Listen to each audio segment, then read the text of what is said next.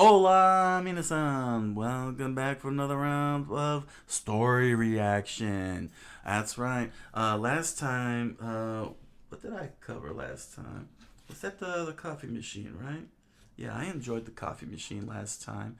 It was so fun, so quirky, very different. Because I was expecting like horror and brooding and everything, but it looks like we're gonna get some horror and brooding. With SCP-096, the Shy Guy, the Shy Guy. Um, Definitely doesn't sound like one of the Super Mario Brothers characters, although it would be weird if that was the case. If that's the case, that would be very, very, very weird. But nevertheless, we're gonna put the headphones on, which I hate, and we're gonna see what this is all about. Find out what kind of madness this is. When an anomaly is first detected by an SCP Foundation field agent, it's up to the Foundation's mobile task forces to tag and bag the impossible entities before they can do any more harm. Sometimes these retrievals are uneventful. Ooh. Other times, not so much. Oh. Especially when they're dealing with brutal forces of nature, like SCP-096. Also known as the Shy Guy, a creature that, from the very first interaction with the Foundation, had a reputation for being dangerous and needed to be feared. A series of vague sightings and mysterious disappearances up in the frosty mountains of the Yukon first So the Yeti. It's a Yeti creature? That would make sense if it's a Yeti creature. sparked the Foundation's interest when they were certain that they had an anomaly on their hands. Two retrieval teams, Zulu 9A and Zulu 9B, were dispatched to secure and contain the entity. Zulu 9A took the lead in a heavy-duty chopper, equipped with 50 caliber GAU-19 heavy machine guns, and carrying an AT-4 anti-tank launcher. They were prepared for anything, or so they thought, as they established a visual on SCP-096 while 2 clicks away from the target. Oh, They couldn't get a clear line of sight on the creature, but it appeared to be stationary, docile, and was making no attempt to flee. Why does it look like that creature from Adventure Time? Because I saw an episode of Adventure Time, and he looked something like this, and he was helping. He was like a snowman kind of thing, but made of snow, and he was helping the little fire foxes, literal fire foxes, and he was always melting and everything. Why does he look like that? That's what he reminds me of. Piece of cake, right? Little did they know that SCP-096 was just looking away from them. If it was facing towards them, it'd be a whole different horror story, as Zulu 9A were about to find out. The team landed their helicopter next to the creature and were shocked to see that it was completely naked, in spite of the sub-zero temperatures all around them. The creature was unnaturally thin, as though it had been starved for weeks, with bone-white skin and unnaturally long limbs. The team guessed that the creature's arms must have been at least 1.5 meters long, but its docile nature and insubstantial body mass gave the impression that it wouldn't prove too difficult to contain. That is, until they saw its face. Oh. Zulu 9A's captain was the lone survivor of the incident, as he was lucky enough to be looking away when the creature turned towards his team. The rest of the squad ended up staring eye to eye with SCP-096, and from that moment on, wasn't docile anymore. The creature began to whimper, then cry, then sob uncontrollably in a way that sounded eerily human. This sudden change in temperament startled the rest of Zulu 9A, and they opened fire on them. It's coming after us! Fire! It's coming after us, Ned! Fire! Just shoot all the woodland critters. Yeah, some South Park levels thing going here. Jimbo and Ned. It's coming after us! Fire! Creature. Under the hail of gunfire, SCP-096 entered a murderous frenzy and began tearing into the hapless squad of soldiers. While its flesh and organs did seem to take damage as a result of the barrage of 50 caliber rounds from the helicopter-mounted machine guns, its skeletal structure remained intact. He got and it Swiss continued cheese. its onslaught, tearing the team limb from limb, even after it had blown practically all the flesh.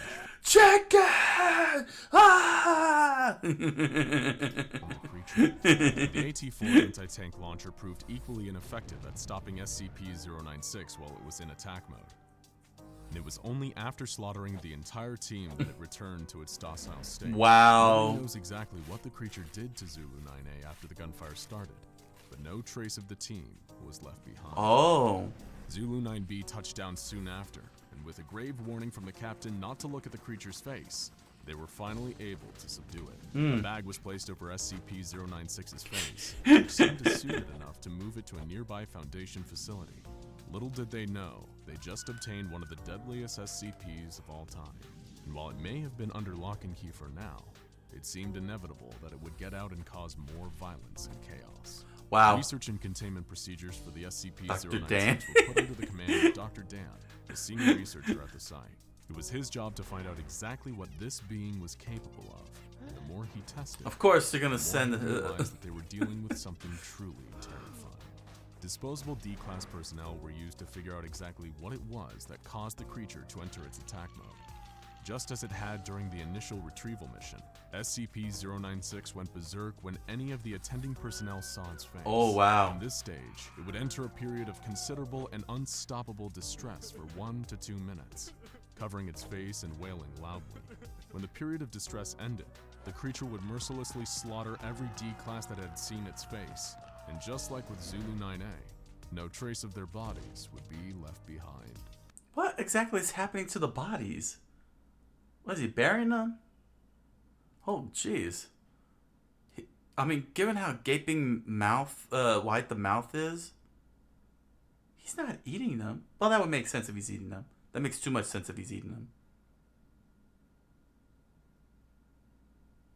What is he doing to the bodies? Oh. Dr. Den was horrified and intrigued by this phenomenon. The creature killed anyone that saw its face directly, but could the same be said for indirect depictions of the creature's face, such as images and videos? Dr. Dan was desperate to find out. More D-class personnel were brought in to test this, to frightening results. Dr. Dan found that the creature did indeed still enter attack mode when people saw pictures and videos of SCP-096's face. Wow. The creature seemed to have an innate sense of when people were viewing these representations, even when it should have had no conceivable way of knowing. It didn't matter how far away or how many barriers were in place between the viewer and the creature, the attack mode would still activate. Oh And once my. it did, it seemed as though nothing could stop the creature from hunting down the one who saw its face. With all of this new data, special containment procedures were devised to keep the creature safely under lock and key. Its cell was a Oh 5 my meter gosh. by 5 meter by 5 meter airtight steel cube, fitted with advanced pressure sensors and laser detectors to ensure that SCP-096 remained in its cell without risking anyone having visual contact with the creature's face. All cameras and video equipment were strictly forbidden, and weekly checks for any cracks or holes in the containment cell were mandatory. Of course, none of this would stop the creature if anyone somehow saw its face. In order to solve that little problem, Dr. Dan would need to continue his research. This is insane. This is insane. It's like one of it's like the Streisand effect. There we go. It's one of those Streisand effects. Don't look at me. No. Who was it? Was it Russell Crowe? Russell Crowe. They took a picture. Somebody, photographer, tried to take a picture of Russell Crowe, and he started beating up the photographer. That's what this reminds me of. He fighting around the world. Shy guy fighting around the world.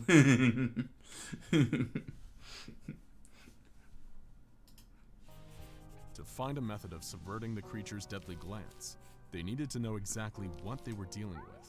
But how could they, when even a glance at a photo or video of the being meant certain death? Dang. A potential solution was proposed, creating an artistic representation of the creature's face, something that hadn't yet been attempted. But how would they achieve such a feat? Simple. They'd procure a D-class prisoner with some artistic talent. And they found one who had been a tattoo artist before becoming a Foundation guinea pig.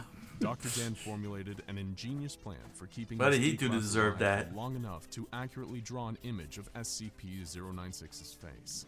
He would be placed in a bathysphere diving bell several kilometers underwater and tens of kilometers away from the containment cell where the SCP was being held.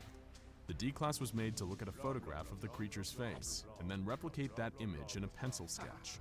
Dr. Dan first confirmed that the creature's attack mode is only activated by the creature's face by having the D-class look at a series of photos of the SCP's body parts, Okay. one by one, finally finishing with That's its good. face. That's a cool. The That's D-Class a cool began rule. drawing and even remarked on how creepy the SCP's facial features were, despite not knowing the deadly context. Meanwhile, back in its containment cell, Oh, no. SCP-096 sensed someone viewing its face and entered its inconsolable crying state, followed by its attack mode. It broke out of containment easily and began making a beeline for the D-Class, traversing the Somebody's between watching my it and picture. its prey. The D-Class didn't know it, as he locked the finished drawing into a separate, autonomous submersible, but he was already dead. As the drawing made its way up to a researcher on the surface, SCP-096 dived into the water and started swimming down towards the artist. Minutes later, the bathysphere was breached, and the D-Class was torn to shreds. Dang. SCP-096 was recaptured without issue by Surface Recovery Team Foxtrot 303A, and further testing on the drawing showed that artistic representations of SCP-096's face were in fact harmless. From this experience, we now know that the creature has a gaunt face with totally white eyes, possibly indicating blindness and a grossly extended jaw. Nevertheless, Dr. Dan was adamant that SCP-096 was too dangerous to be left alive, and requested permission from the upper echelons of the Foundation to terminate the creature by any means necessary. However, the Doctor's request would fall on deaf ears. Of course. It all started It's all with one a big conspiracy. seemingly innocent image. While it's now been redacted for your safety, the black speck inside the yellow circle was once a minuscule image of SCP-096, taken unknowingly in the 1990s by a semi-professional mountaineer. One day they were looking at old photographs when his eyes passed over the tiny speck without even noticing that he had seen anything. But SCP-096 noticed and began entering Wow. it tore through its steel containment unit like tissue paper, causing the release of a nerve agent that killed a number of attending Foundation staff. The monster then fled the base and began pursuing its prey. Mobile Task Force Tower 1 in hot pursuit. It's like, oh no, somebody Dr. saw a Olson, who was dot helping of to me. manage the site where the SCP was contained, was in dismay over the situation. Dr. Dan was out of the country at the time, trying to discover more about the creature's origins. However, he did leave the Mobile Task Force with a new secret weapon against the rampaging Shy Guy.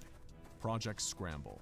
Scramble were state-of-the-art goggles featuring a new technology created by Dr. Dan, which, using artistic renditions of 096's facial features, could detect and scramble the features of SCP-096 into an unrecognizable form.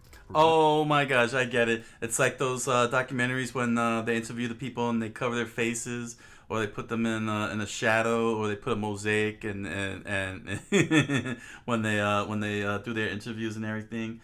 That's funny. They gotta wear mosaic glasses. They gotta wear those censored viewing glasses. They gotta censor his face. That's oh my gosh. So far I'm liking this character, and this is actually very well crafted and designed. Preventing the normally deadly effect of gazing upon its face. In theory, this would allow MTF Tau 1 to engage safely with 096 once its prey had been eliminated and bring it back into containment. But disaster struck on two fronts. First, the prey in question was located in a population center, creating the potential for a huge loss of life. And the second bigger problem was that the scramble technology didn't work. The stray pixels of the creature's face would reach the eyes of the task force before the internal microprocessor had time to scramble them. The mission turned into a death sentence, as SCP-096 slaughtered almost the entire task force, Oh no. as well as a number of civilians in town, including an infant and its entire family. It was a monumental disaster, made even worse by a final revelation. Dr. Dan and Dr. Alexei had themselves facilitated the entire containment breach and allowed the resulting massacre to happen, with Dr. Dan hoping it would be enough motivation for Foundation Command to greenlight his research into destroying the creature. Yo. Anything that would give him the opportunity to kill this thing would be worth the bloodshed. His plan worked, and the SCP Foundation saw it his way, approving his request to neutralize SCP-096. However, success comes at a cost for Dr. Dan. Once he figures out a way to finally kill the creature, though done in his line of duty, he himself will be terminated by the Foundation for his crimes against humanity. Good. But considering how much damage SCP-096 is capable of causing if it ever got to a major population center, or even worse, was ever caught on camera and broadcast to a worldwide audience, the Doctor himself would likely deem his own death a justifiable cost. To this day, the Foundation is researching ways to kill the creature, and they're still looking for their silver bullet. And the pressure is on.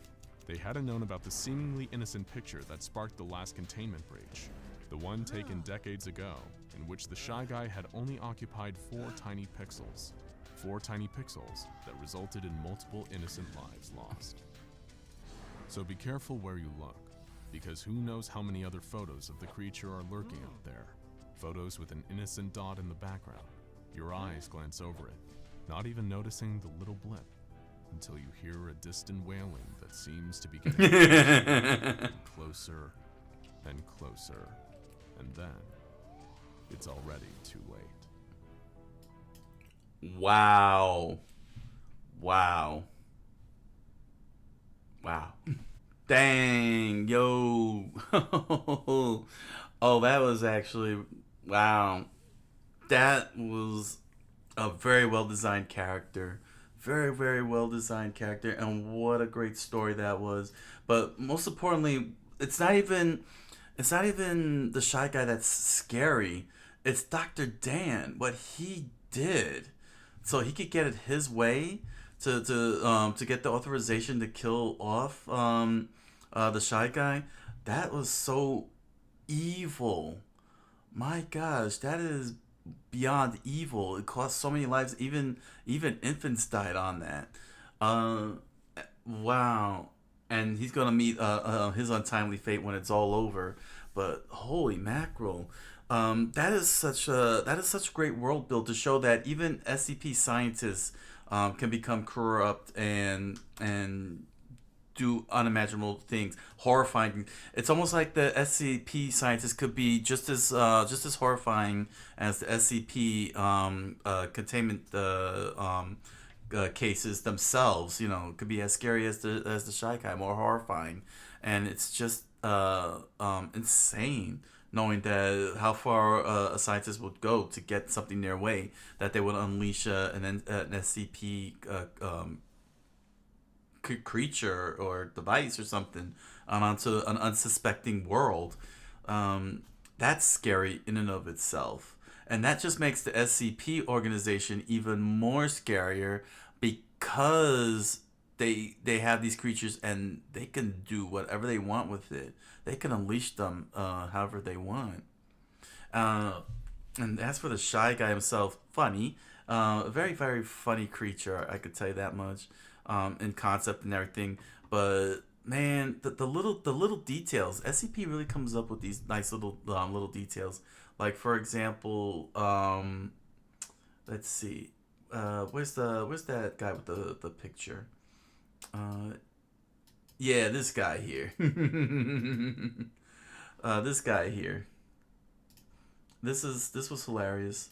The fact that this tiny little 4-pixel dot freaked the guy out.